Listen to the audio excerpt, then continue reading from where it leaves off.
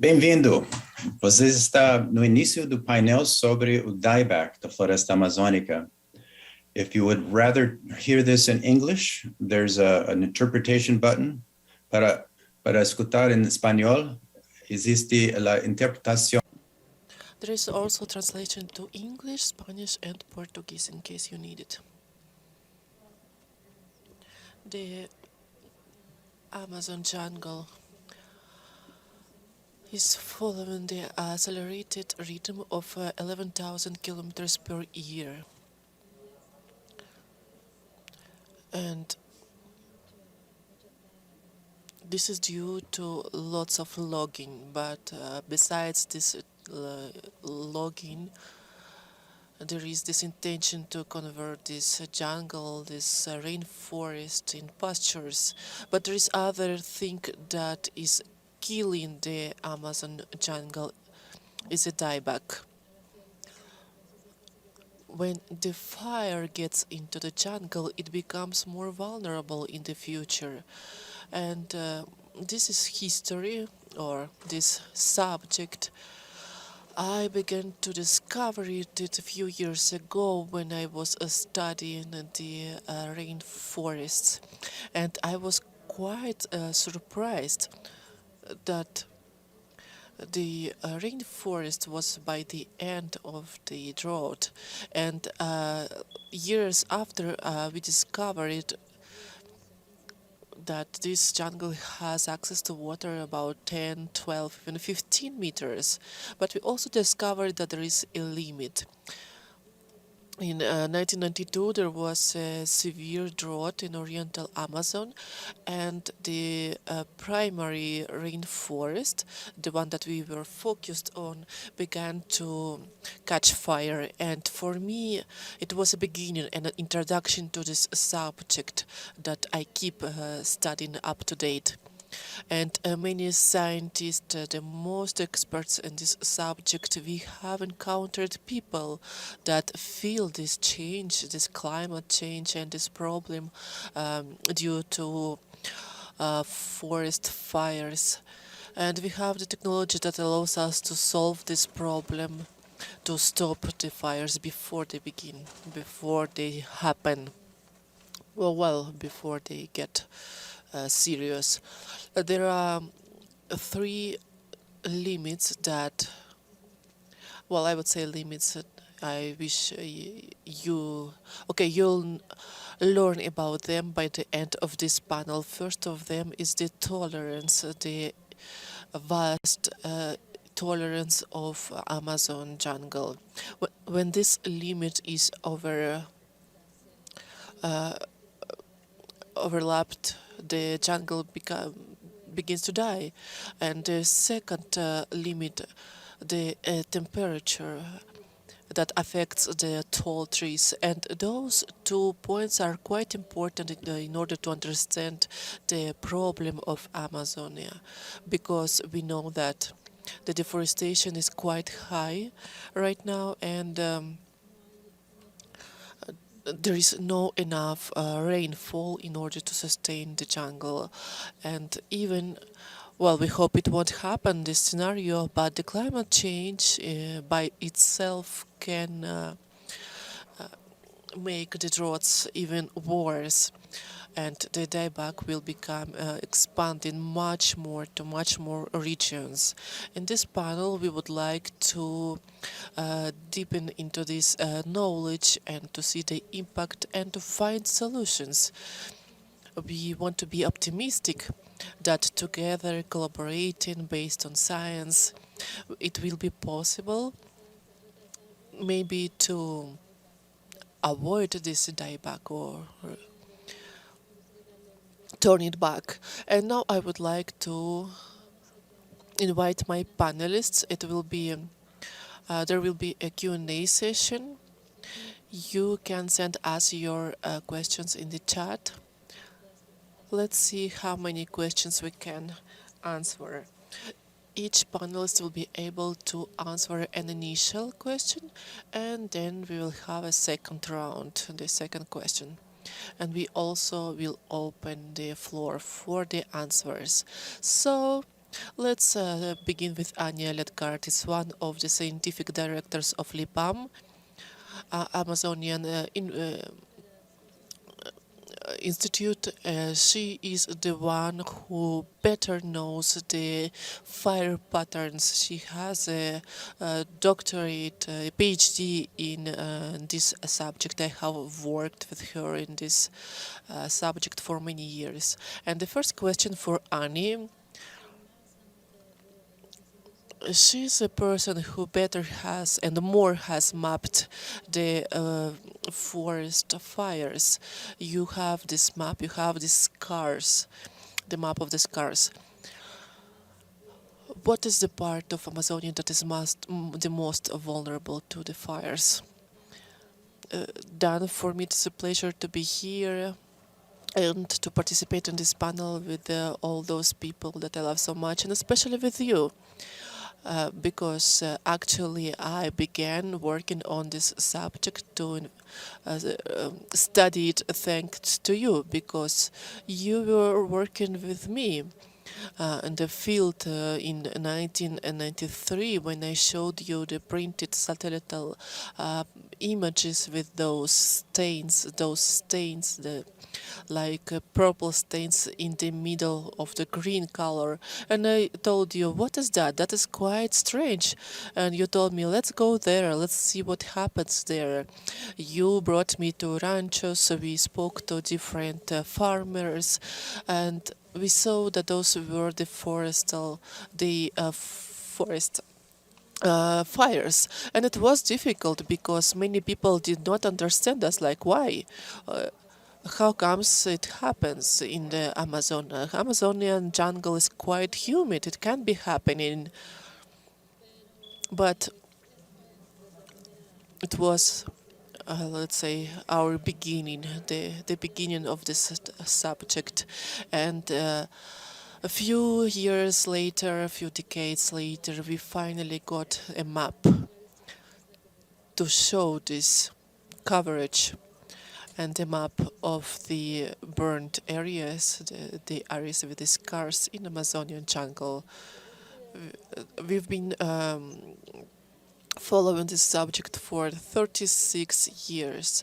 We begin in the beginning of August for Brazil, the whole country, not only the Amazonian part, to map the scars, because there are forest fires that are used as a base to data that show us the scars caused by fires, the pasture areas, many places and many regions in the country. And by doing this map, we know that at least during those 36 years, at least 16% of bioma was burned. Those are the scars we have detected in the areas of pastures. We don't know that the management of this map is a quite common subject, not only in this biome, but also in the whole country. Let me show you the numbers. Only in 2020 we have those numbers that we registered during 36 years, but I can say that the average is about 13%. That means that the last years we had a moment during which the jungle was affected in an important way. And if you ask me, how did it happen, Annie? Well, I believe that Eduardo will talk about it as well, but people ask us, why are there fires in this part of the jungle? Well, there are several conditions. It happens when the forest is degraded, when there is some kind of disturbs. I heard that someone said something interesting, that Amazonia is not burning, it is burnt. So this comment seemed quite interesting to me. The whole process of this ignition of Amazonic jungle, what happens? It happens directly due to human actions. the humans that deforestate and cause this effect that affect the whole area. So the human actions will end with Amazons. The login will enter with Amazons. The impact is quite important, and there's a lot of material that is highly that is quite dry, and when the rain falls it becomes humid and this part of the jungle changes. So the human action has impacted, has changed a lot the resistance of Amazonian jungle, and also those fires that escape and that ruin this landscape. And I also wanted to share with you an observation that I've made last week about the south region of Amazon jungle. This is the area with the most percentage of deforestation. About 2,000 hectares deforested, and it was burned. So we don't know if in this Amazonian region this year will be more humidity, but I haven't seen, well, at least I haven't seen more fires in the heart of Amazon jungle. So what I can say, going back to the question, and also in order to let other speakers answer this question, is that there are different patterns of fires in Amazons. There are several patterns in the southern areas of Amazonic region, southeast. Those are more fragmented. There is more fires. We have registered fires that begin in the border of the jungle, and then they last weeks and weeks during the drought times. So it is important to understand that the fire, or well, those fires happen in a context in which there is a material that was deposited there. So this fire is caused by humans, and today we feel this huge climate change. We all feel it. There are more droughts. So if we have such a dry environment with lots of leaves, wood, dry material, and so on, Amazon is not going to be to burn unless someone ignites the fire. So what I want to say is that in order to avoid these fires, we have to reduce deforestation. We have to reduce those fires.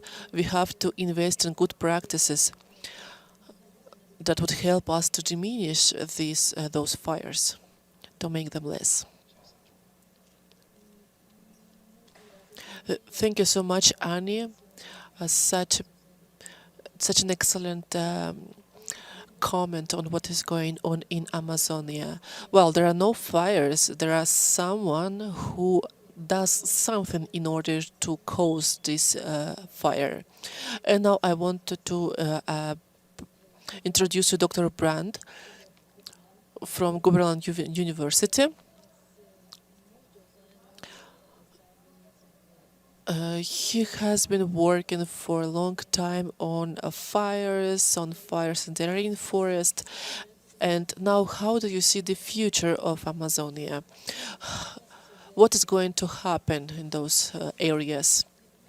So my first question is, With all this carbon that is kept and stored in the Amazonia due to all those human activities, is there an important carbon in this region? And what is the percentage of the carbon that you consider can affect can have an effect on us for for next few next years? What do we need to do in order for the world to maintain an average temperature, the raise less than 2 degrees? What do you think? Hi, Daniel. Hi, everyone. Thank you so much. It's a pleasure to be here talking to the specialist about the subject. And with you, Daniel, we know that you know a lot and you help us to identify those points, those essential moments. I believe this is a key question because we don't know if this jungle is going to end someday and what is the effect of this climate change on it. But it's also important what we observe on local level and the deforestation. So there's a global change that happens due to the accumulation of gases, and also there is a huge quantity of those gases in Amazons. So if we liberated this huge storage, this huge inventory of carbon that is there, we could even add more heat. So the answer to this question is more related to the role of the jungle in the climate. We know that the rainforest contribute to the climate in the region, and there are areas in Amazonia that are affected more than 50%, and also that offer that receive its own rain. So those are huge territories that have lots of green leaves.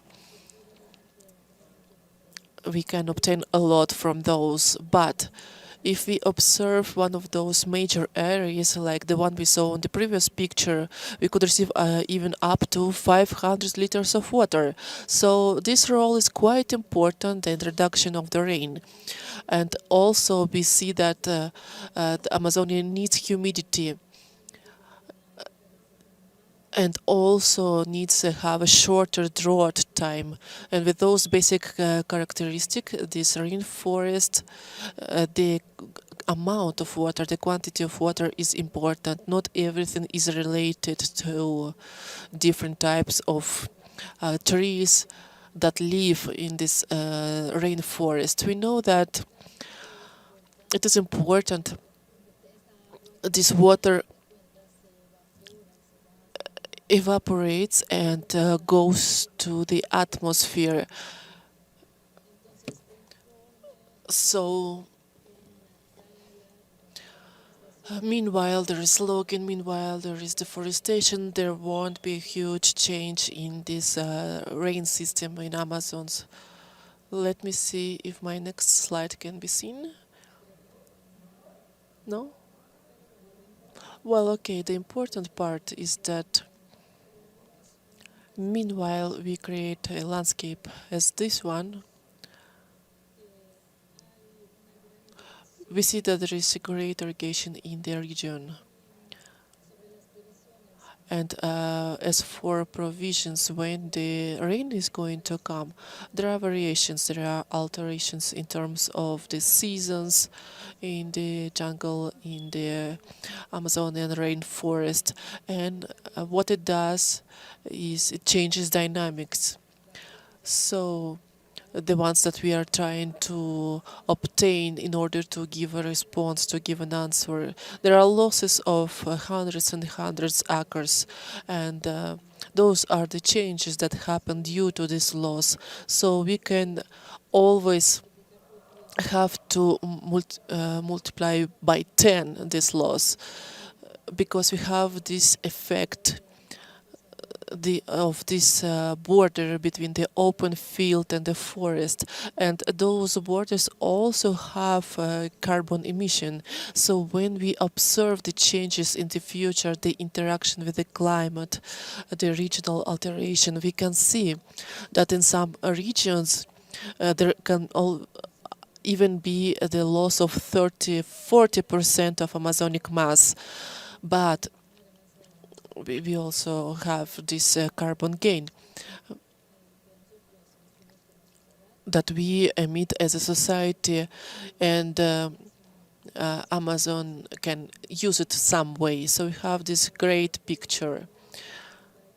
Maybe there won't be dieback in this rainforest. There won't be a major loss, but well, those um, it is not for sure yet. But the fires are quite dangerous because those climate changes usually happen slowly and during several decades. But if the fire gets into the forest, those changes can be much more abrupt. And the fire can affect some way on a local level. So just as a summary, we don't know an amount of carbon that we are losing. Well, we are not losing it in the whole Amazonian region, but nevertheless, uh, with the fires, this quantity is going to be greater. Thank you, Daniel. Thank you, Paulo. This image also shows that those forest fires are not the monsters that we have here in California, at least in the beginning, when we still see like this green healthy color, it's more controllable. Marcelo Comayran called me, but well, we lost the connection. I believe there is a problem with the connectivity. So now let's invite our next speaker, Carolina. She's general manager of Alianza de Teja.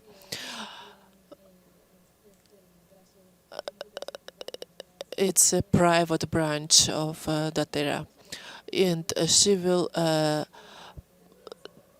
present us the fire brigade of this alliance. So, Carolina, first of all, how this brigade works? How do they manage those fires in the landscape? Hi everyone, Daniel. I'm so grateful for this invitation. I'm so happy to be here with you, talking and chatting on this panel with such bright people. And well, our brigade, it is called Alianza de Terra, the Earth Alliance. LA. It's an organization that was founded in 2004 in the midst of the chaos of this agricultural border in Amazonia. It was created in order to promote the agricultural production and environmental conservation in Brazil, especially in the biomes of Amazonia and Cerrado. Now we expanded and we also included Pantanal. And in 2009, we've been working with the rural farmers.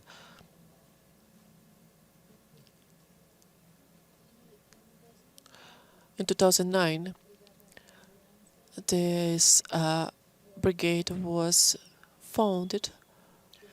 This is one of the most critical regions in terms of forest fires that is now in the transition from Amazonas to Cerrado. And in the beginning, this brigade was joined with the help and support of several organizations, and it had well, several direct supports. Also, we asked the farmers and local producers to improve their capacity. And as we heard from Auni and from Paulo, when we have forest fires more than actions of mitigation or keeping carbon from going into the atmosphere, the Brigade of the Alliance understands that organizing training sessions and organizing local communities help to adapt and face these climate changes. So here we have some images of this action of the brigade in different areas. There are some producers and officials who received their certificates as brigade members, and there is a brigade member. There's a group of members of the brigade sitting under a tree with the producers, and this is the action of prevention that has to take place all year long. So this video shows the reality that we have in the primary areas, which is in the field, in the countryside. Even in spite of having these producers, we see a reality that shows us that these people have no equipment. They are trying to help their own animals in their ranches. Back in the ranch, we did some work that was quite successful, the most successful of our brigade alliance. This is the work with Majora. We did the training and we received help from rural producers, and we also received support from conservation units and secretariats, and we also had help from the indigenous communities, the communities that are suffering every day with these fires. So since 2014, the cacique from this area, so that they asked to work together. We provided training to several ethnic groups, and a few years ago we started to act together with the community.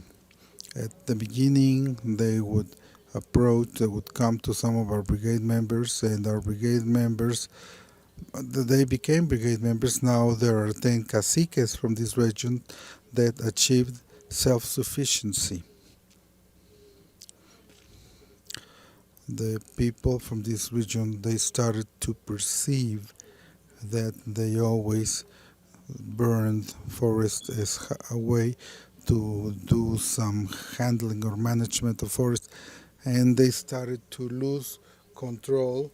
Sometimes these fires, they didn't have any control. The fire just burned through all the vegetation.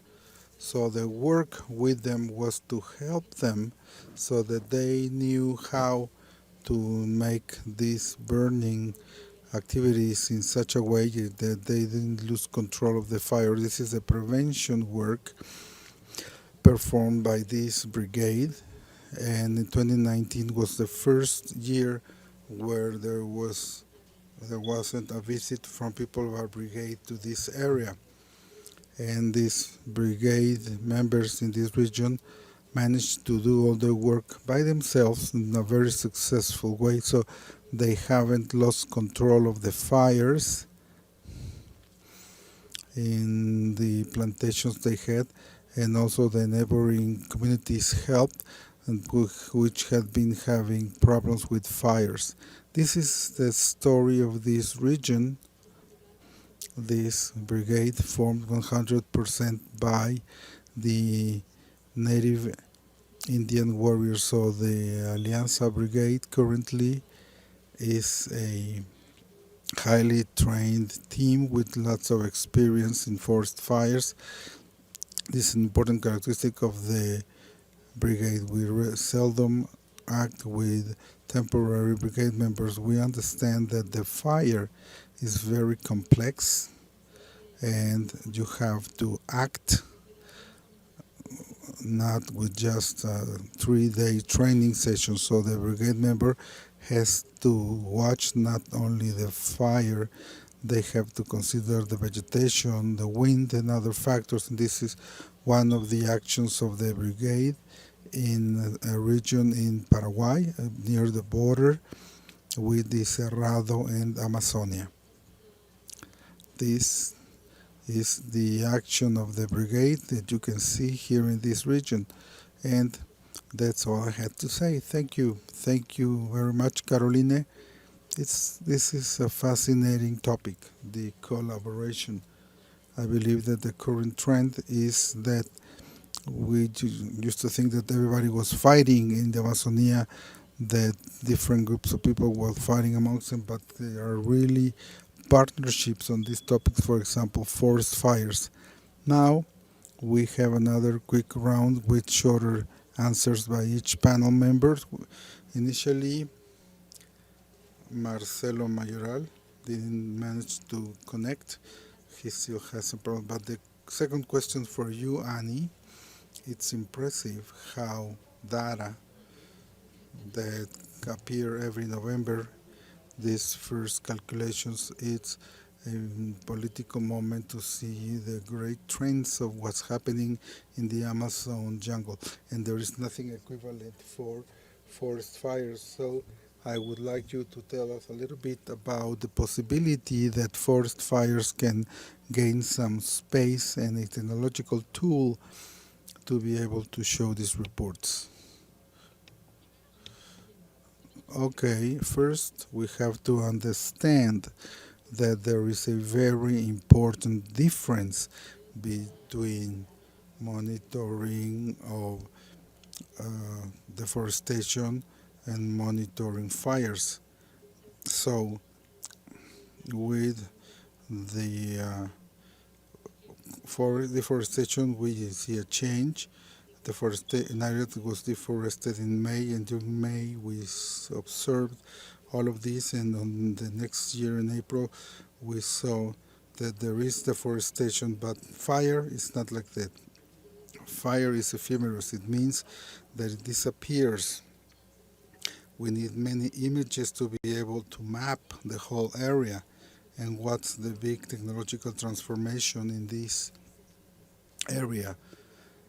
Well, we have some platforms such as Google that offers some data, strategic data, which are great and that we can facilitate with each observation made during the coverage period of this territory, and we can focus specifically on that image.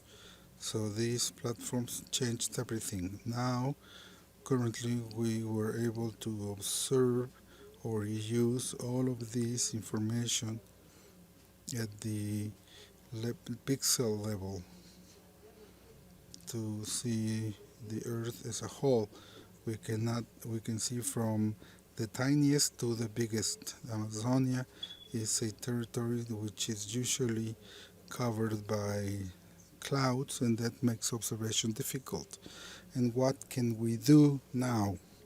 Well, we build a database for fires because we had access to these databases, and the INPI has worked closely with the mapping, specifically in El Cerrado. So I believe that today, starting the availability of these images and the facility to work with these large data platforms, this will make that from now forward there is more monitoring of burned areas with greater detail, with more spaces, and this is really coming. We have several maps that show us the areas, the burned areas, and there will also be other products that will start to produce this data, and this will be fundamental so that we can start to discuss about degradation of Amazonia by fire.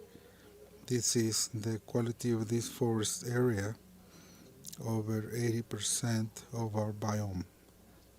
Thank you, Annie. So now we see that forest fires are very difficult to monitor, but it's possible.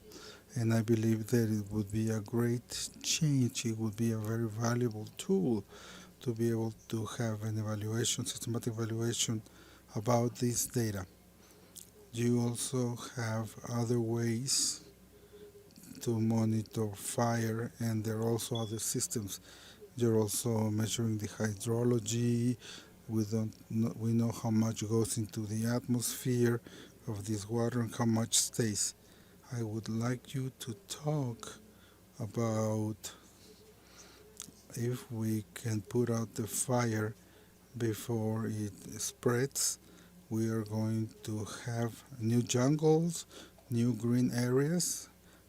It's important to see that jungle green can return. This will take a long time. It's difficult to recover it. So I believe that prevention of fires is easier, but at the same time, we cannot see burnt jungle as something that's over and it's no longer there. We have an experiment in which we see several forest fires and we see that there is some important degradation by fire, and now there is a dry season, and when there's no more, these jungles return. But we observe also a complexity. Several animals and birds and other species can also be recovered. So it's important to see in this type of experiment several burned areas were able to recover a little bit of what they had lost. There was loss of some carbon, then it was recovered. There's water that contributes to ecological balance, but we see a loss of large trees, there's a loss of biodiversity, and everything is complicated. That's an important point. When there is missing a piece of jungle, this has very much a lot of importance, and it takes a long time to recover. But at the end of the day, it's like when we destroy something and try to put together all the pieces of the puzzle, then we see that we don't want to have this. We want to avoid this scenario. We can say that it would be like a scenario like a Volkswagen type jungle. Now we will go to a different type of approach. What are the obstacles that you are facing? We see the problems in the landscape with these systems to detect fires that you have.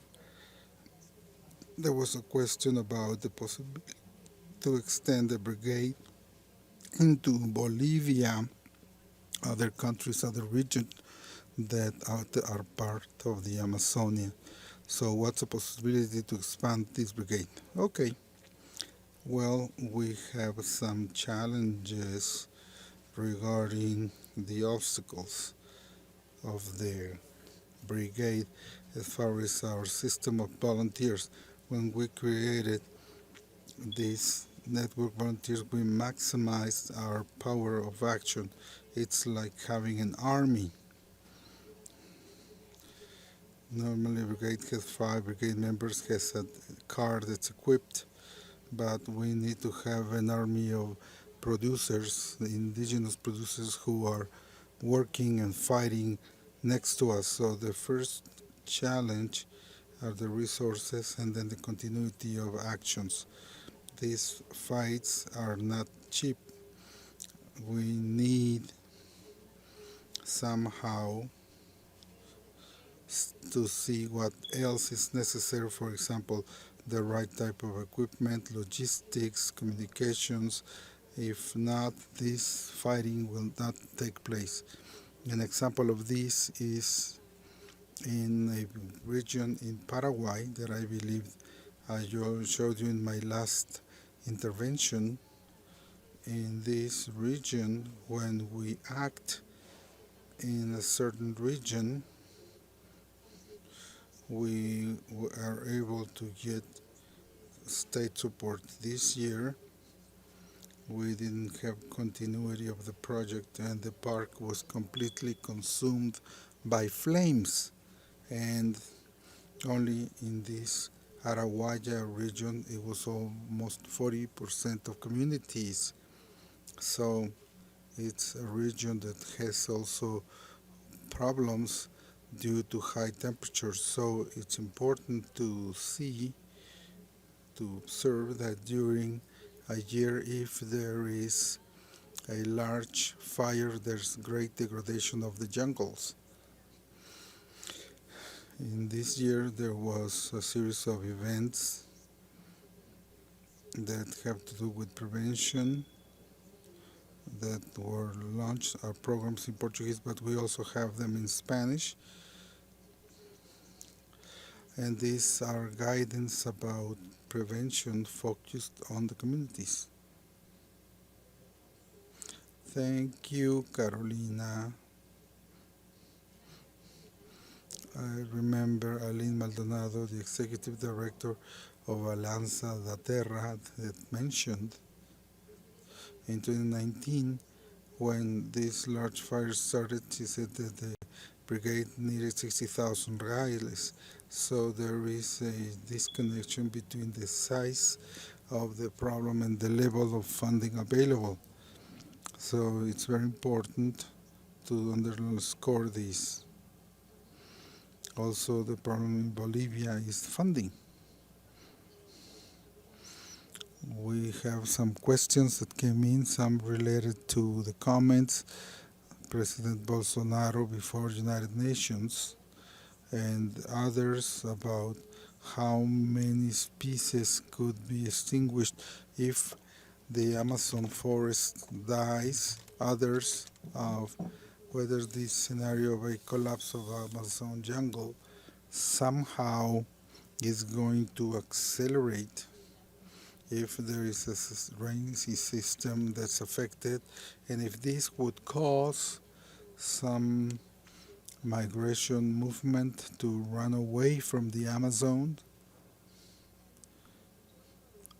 I and everyone who's listening, we are going to increase 7 minutes of our session due to the technical problems. So you, instead of answering these questions one by one, I would like to give you another question. This is the scenario. We have 81% of Amazon Brazilian jungle still standing, and it's different in other countries. But if the goal, if a solution to maintain the rain regime in the Amazonia is to do reforesting, how can we achieve this?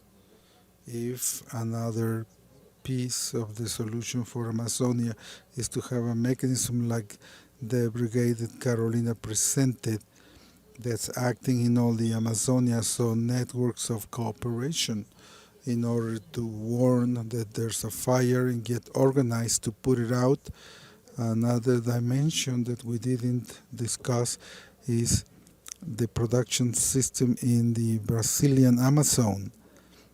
This is if there are more plantations of trees, if there are more production systems that have been damaged by fire, or if there is a smaller trend of producers to use fire in their plantations.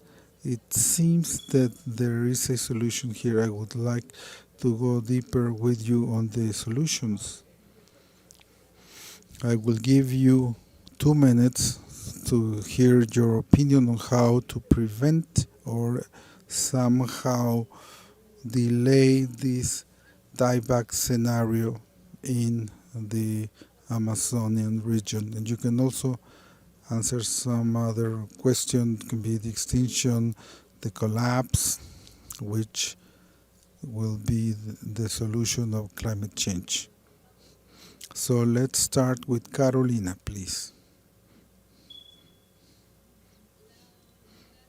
Migration would be incredible, but it's very unlikely that there will be a migration to another area.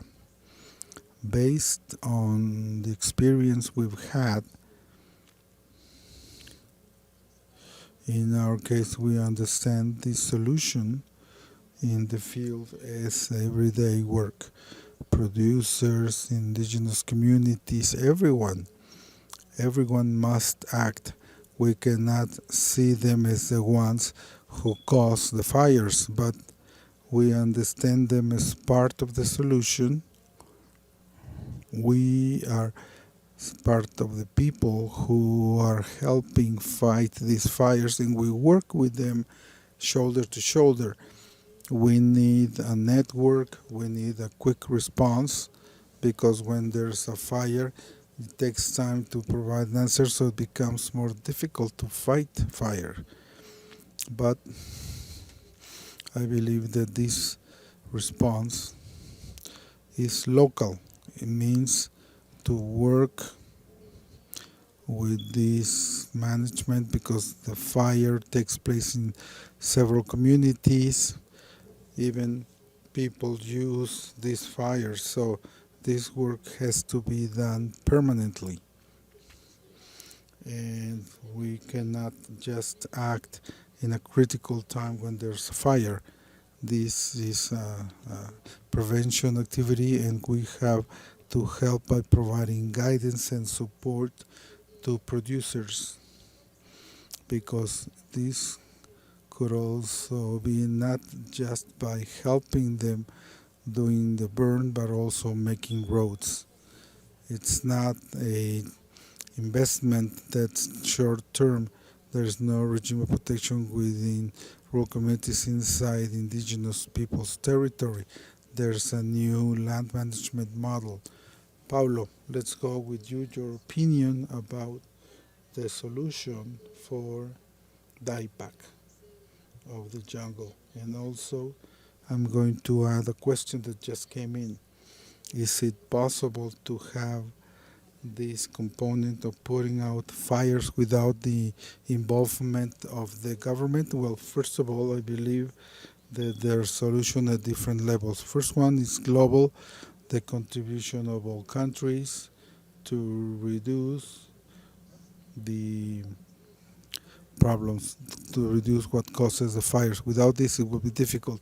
It's also stabilize climate in the Amazons, because this also causes deforestation. The more climate balance we have, there's less likelihood of a fire in the Amazonia. We deal with those problems, but we must do a global action in in the atmosphere and control, because we have a drier climate with more likelihood of fires. Fogo quase no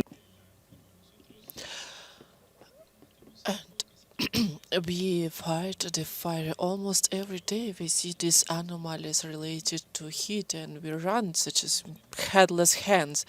We have the mechanism, we have certain tools of climate prediction for 3-4 months in advance, and that allows us a better planification. I believe that the incorporation of those system of climate provision within the firefighting is a key, and well, there is no such provision consolidated in Brazil. And in order to fight the fires, it is important the participation of the government, because there is no way to separate it from the logging. I mean, mechanically it doesn't work that way. And just to conclude, talking about dieback, we still have the rainforest. We have to think what happens to the rainforest after the dieback. It is difficult to imagine. It is not a savanna. It is a poor jungle, but still jungle.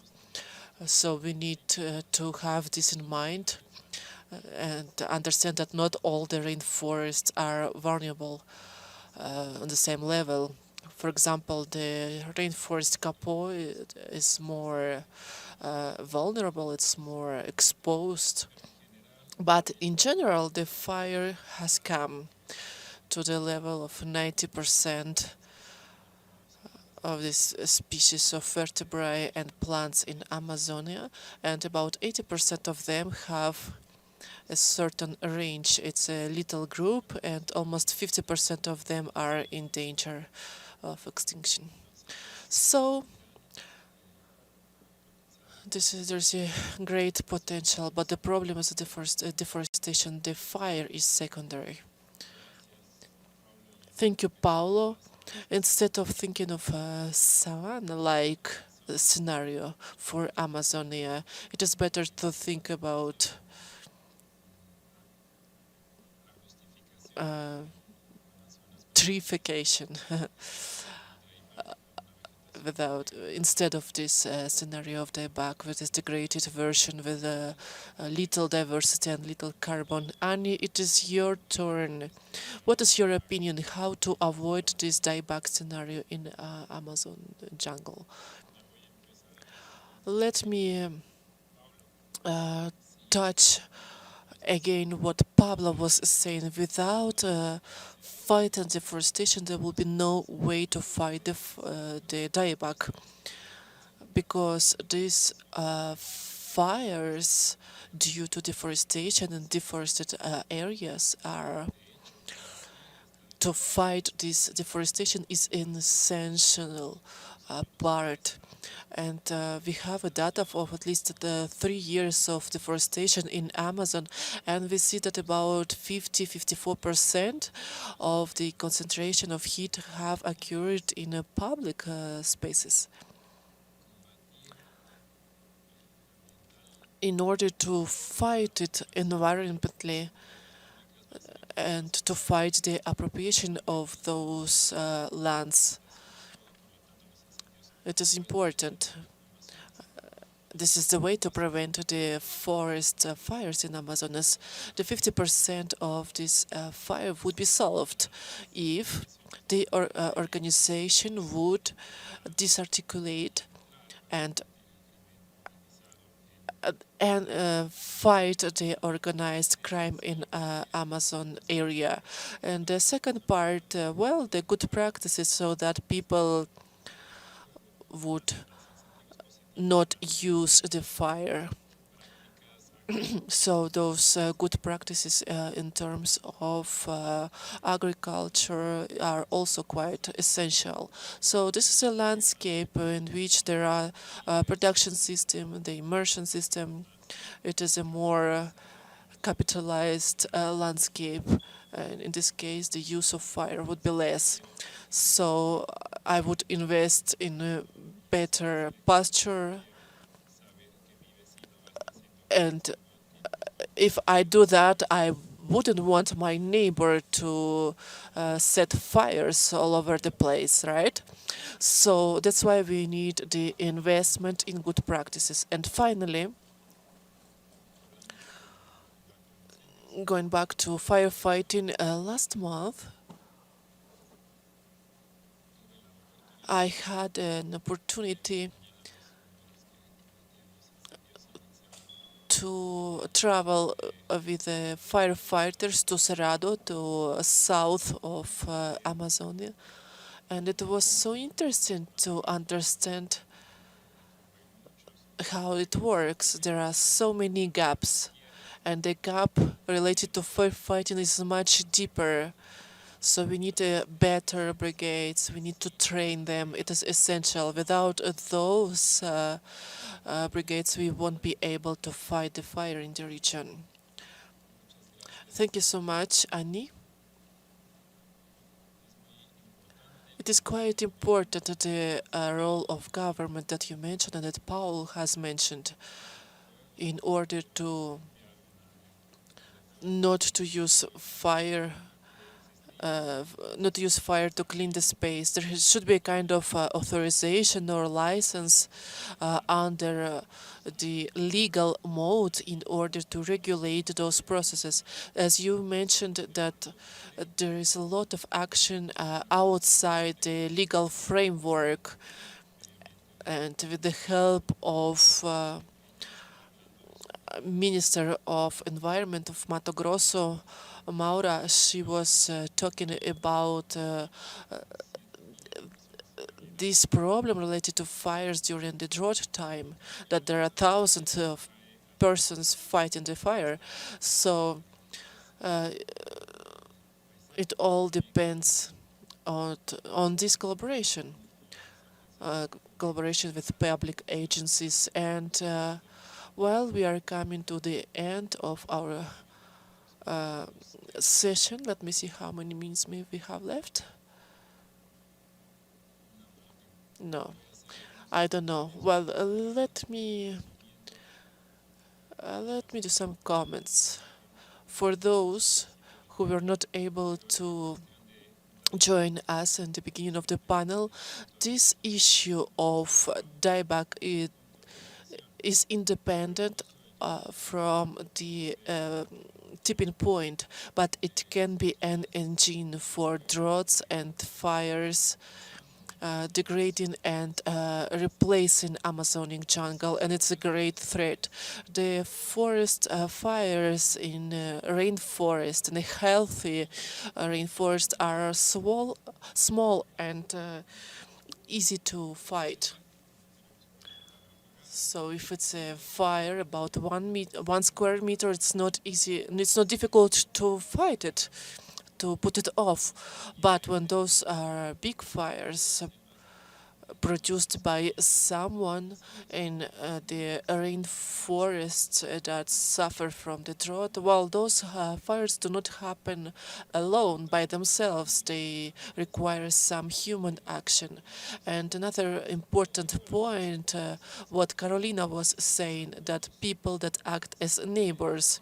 Some people fight, they have no conflicts, but many soy producers, the neighbors of indigenous communities, they can collaborate much more, and we can motivate them to collaborate. Here in California, there are lots of people that are helping to put off the forest fires. They are trained, they have all the necessary equipment, but in Amazon area, nobody knows what to do when the fire gets into the jungle.